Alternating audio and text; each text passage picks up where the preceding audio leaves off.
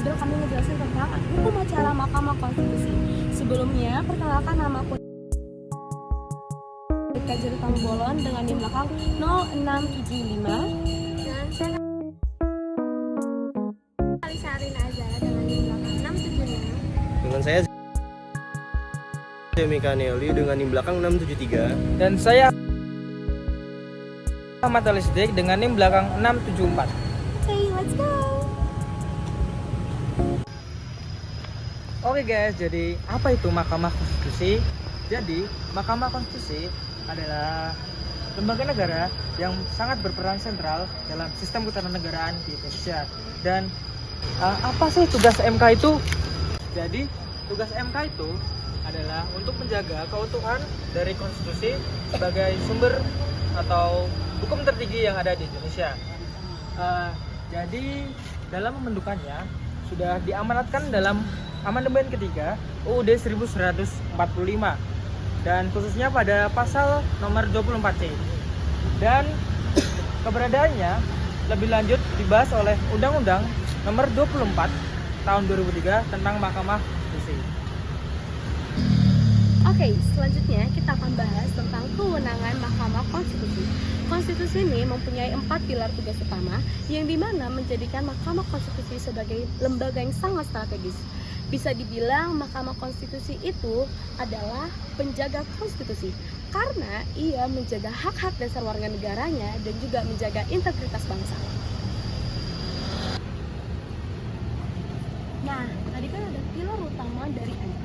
4 pilar utamanya itu yang pertama adalah MK itu dapat menguji undang-undang atau bisa dibilang judicial review. MK bertugas untuk menguji undang-undang dengan Undang-Undang 1945. Ini adalah fungsi krusial. Kenapa fungsi krusial? Karena MK itu bertugas untuk memastikan tidak ada aturan hukum yang bertentangan dengan konstitusi. Yang kedua, itu adalah tentang MK berhak untuk memutus persengketaan antar lembaga. Nah, MK itu bisa memutus perselisihan antar lembaga supaya memastikan adanya stabilitas dan tidak ada yang tumpang tindih dan perebutan kekuasaan yang dapat mengganggu stabilitas pemerintah itu sendiri. Yang ketiga, itu MK dapat membubarkan partai politik. Di mana kalau misalnya partai politik itu sudah bertentangan dengan Undang-Undang Dasar 1945, MK dapat membubarkan partai politik itu. Dan yang terakhir yaitu MK dapat memutuskan hasil pemilu.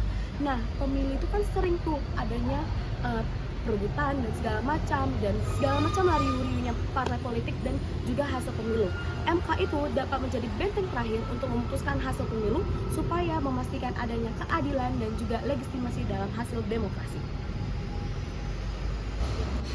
Nah, selanjutnya ada 4 prinsip dari Mahkamah Konstitusi. Yang pertama, yaitu terbuka untuk umum. Nah, Mahkamah Konstitusi itu harus terbuka untuk umum. Persidangannya itu harus benar-benar bisa dilihat oleh masyarakat. Tapi, untuk beberapa kasus itu juga tidak apa-apa kalau nggak, seperti kasus perlindungan anak atau keamanan negara. Yang kedua, itu keputusan final dan mengikat. Setiap putusan hasil dari Mahkamah Konstitusi yang bersifat hukum itu wajib dilaksanakan. Yang ketiga, itu hak untuk didengar dan mengajukan bukti. Setiap orang itu berhak untuk didengarkan dan memberikan bukti tentang kasus-kasus yang sedang terjadi. Dan yang terakhir yaitu ada keadilan, kepastian dan juga kemanfaatan dari hukum itu sendiri. Mengapa? Yang pertama, peradilan harus bersifat adil bagi semua orang, tidak ada diskriminasi di dalamnya. Yang kedua, keadilan harus berhukum jelas, di mana setiap hal-hal itu harus diberikan dengan jelas dan dapat diprediksi sama masyarakatnya. Dan yang terakhir, hukum itu tidak hanya adil dan juga pasti, tapi juga bermanfaat bagi setiap masyarakat. Ada cilok tuh, kita beli cilok dulu yuk. Oke. Kita masuk ke proses persidangan di Mahkamah Konstitusi. Bagian ini penting karena menjelaskan bagaimana Mahkamah Konstitusi bekerja secara sistematis dalam menangani suatu perkara dari awal hingga keluarnya putusan. Tahap pertama adalah pendaftaran permohonan. Pihak yang merasa hak konstitusionalnya dilanggar mengajukan permohonan ke Mahkamah Konstitusi yang disertai dengan bukti dan alasan konstitusional. Selanjutnya, Mahkamah Konstitusi melakukan pemeriksaan kelengkapan berkas dan asesibilitas. Di sini, hakim menilai apakah permohonan sudah sesuai dengan syarat formil dan material.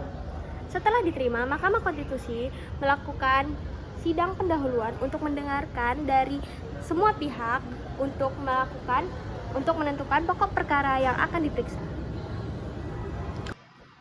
Pada tahap ini, Mahkamah Konstitusi mendengarkan keterangan dari para ahli dan saksi untuk memperkuat fakta hukum dan pandangan konstitusional. Dan terakhir adalah pembacaan putusan, di mana putusan dari Mahkamah Konstitusi bersifat mengikat dan tidak dapat diganggu-gugat, atau artinya tidak dapat diajukan banding ataupun kasasi.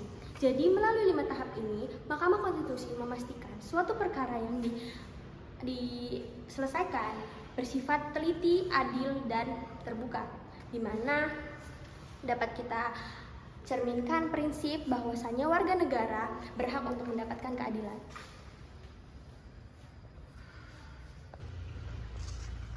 Yang selanjutnya adalah studi kasus. Yang pertama adalah uji coba. Undang-Undang Nomor 27 Tahun 2009 mengenai aksesibilitas informasi dan partisipasi dalam proses pembentukan suatu undang-undang. Dan yang kedua adalah isu konstitusional. Apakah keterbatasan informasi ini bertentangan dengan prinsip keterbukaan dan hak warga negara dalam memperoleh suatu informasi dan hak konstitusional warga negara dalam partisipasinya dalam pemerintahan. Dan yang selanjutnya adalah pentingnya putusan MK.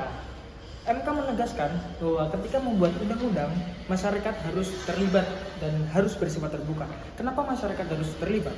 Karena jika masyarakat tidak terlibat, ini menyebabkan adanya pelanggaran hak konstitusional terhadap warga negara, yaitu masyarakat ikut mengawasi dan terlibat dalam proses demokrasi. Yang selanjutnya adalah dampaknya.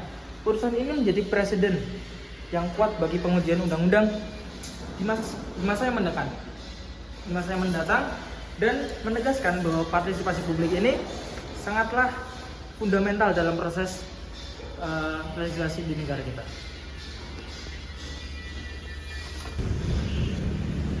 Sumber hukum acara Mahkamah Konstitusi, Undang-Undang Nomor 24 Tahun 2003. Ini adalah payung hukum utama yang secara terperinci atau spesifik mengatur pembentukan, permohonan, dan juga susunan organisasi yang akhirnya digunakan oleh Mahkamah Konstitusi. Selanjutnya peraturan Mahkamah Konstitusi. Ini merupakan teknis yang dikeluarkan oleh MK-nya sendiri untuk merinci lebih lanjut prosedur-prosedur beracara yang tidak dijelaskan dalam undang-undang, seperti permohonan, tata cara pendaftaran, dan juga penyampaian putusan. Tantangan dan perkembangan Mahkamah Konstitusi. Di era sekarang ini, hukum dan konstitusi harus beradaptasi, apalagi di era modernisasi dan kompleksitas ini. Isu hukum harus ditangani dengan cepat dan tepat, dengan cara yang pertama, mengikatnya perkara, perluasan kewenangan, dan digitalisasi persidangan. Dapat kita simpulkan bahwasannya keberadaan Mahkamah Konstitusi bukan hanya sebagai lembaga hukum, melainkan sebagai penjaga nilai-nilai demokrasi dan keadilan konstitusional di bangsa Indonesia. Oke, sekian vlog tur kami kali ini. Kami juga mengucapkan terima kasih kepada dosen pengampu kami, kepada Bapak Moh Imam Gustomi SHMH, selaku dosen pengampu dari mata kuliah Pengantar Hukum Indonesia hari Senin jam 1. Kami dari kelompok 10 Rombel 10 mengucapkan terima kasih dan pamit undur diri. Bye-bye!